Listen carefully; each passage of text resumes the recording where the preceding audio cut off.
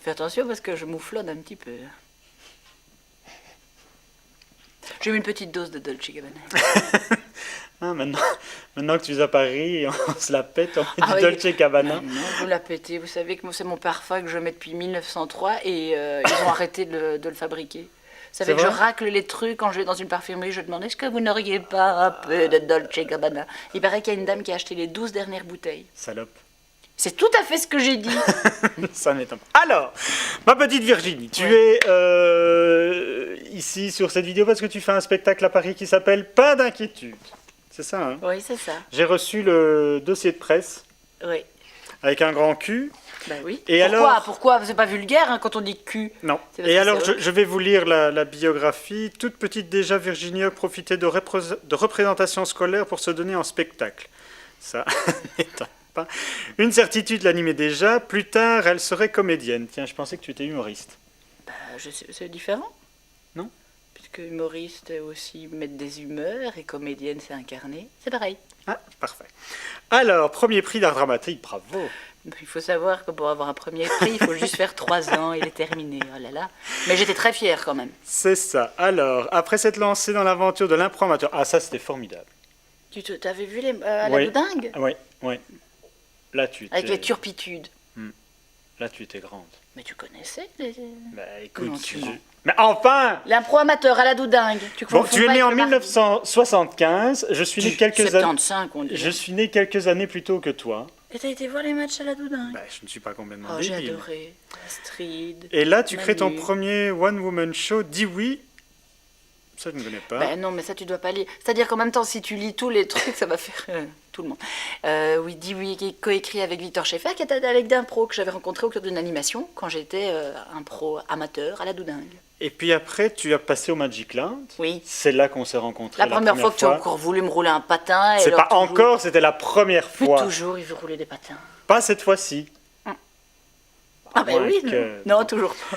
Alors, oui, et alors tu as écrit, enfin tu as fait Qui a dit faible avec Patrick Ridremont. Oui. C'est de là qu'il a quitté Virginie Efira.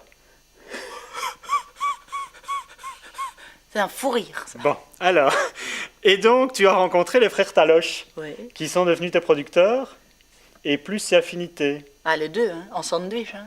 On Ah, m'appelle la saucisse de Francfort, moi. Et qu'est-ce que vient faire Lara Fabian dans cette histoire? Lara Fabian, ben, elle faisait la moutarde. Hein, Explique-moi ce que Lara Fabian a à voir dans cette biographie. Je ne C'est comprends vrai pas. qu'elle est dedans, Lara, Mais mais oui, c'est super gentil. Pourquoi donc, et grâce à cet opus qu'elle rencontre les frères Taloche et Lara Fabian. Ben, Lara Fabian, parce qu'elle est venue voir mon spectacle que je jouais, le Ah, Qui a dit faible à on Tubize. s'en fout. Et Quoi. elle me dit, est-ce que tu veux pas faire mes premières parties? Genre les premières parties de Lara Ah. Fabian. Je dis, j'ai tâté de la salle à l'Olympia, j'ai fait les zéniths et tout ça. Tu crois qu'on peut le faire comme ça Comme ça. C'est parce que t'as je voudrais fait- faire, ben, c'était chouette. Et C'était c'est un parce que pied à tu as fait l'étrier. les premières parties de... Non, mais je ne savais pas. C'est toujours, si tu veux, c'est à chaque fois c'est une boule de neige. C'est toujours des gens qui m'ont porté davantage et qui ont cru plus en moi que moi je ne croyais en moi. C'est chouette, hein. C'est pas vouloir faire tout en une fois comme ça. C'est des petites choses qui jalonnent la vie. Moi je trouve ça chouette. Non, c'est vrai. Je trouve ça généreux. Alors, pas d'inquiétude, donc ton nouveau spectacle. Et les co-auteurs, c'est Marie-Paul Kumst. C'est qui? Tu connais pas Marie-Paul? Mais, Oh s'il vous plaît. je voudrais quand même Mais expliquer. mais sortez, bon sang de bonsoir. Alors. Marie-Paul Kums, c'est ma metteur en scène avec qui j'ai co-écrit le spectacle et qui est comédienne, auteure et qui joue énormément en Belgique. Elle joue en spectacle en ce moment avec Bernard Cognot. Voilà. Bravo. Dis, Et voilà. c'est pas elle qui fait la... quand Mamie tu- Nelly, Non, l'horloge parlante. bonjour, au 3e top, Oui. il sera... Non, c'est pas elle. Tu crois?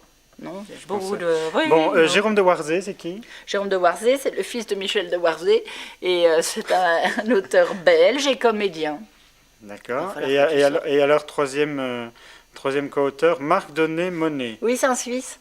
Ah, il est génial. lui. C'est un Suisse. J'espère qu'il va venir jouer en Belgique ou à Paris parce que, en fait, on est vraiment voisins, mais les connexions se font pas facilement. Bon, et tu joues ton spectacle jusque quand? Fin juin. Mais c'est complet tout le temps. Je touche du bois pour que ça soit toujours en tout cas des belles salles pleines, mais complet. Moi, je ne suis pas devin. Je le souhaite.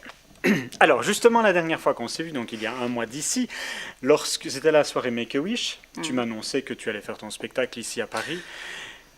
Et je t'ai dit que je cherchais un appartement sur Paris. Tu m'as dit, bah oui, écoute, c'est un peu petit, mais on se serrera. Je n'ai pas dit ça. Et donc, je suis venu avec mes valises plus des amis. 3. Des grands en plus, de très grands, et un avec des grands cheveux.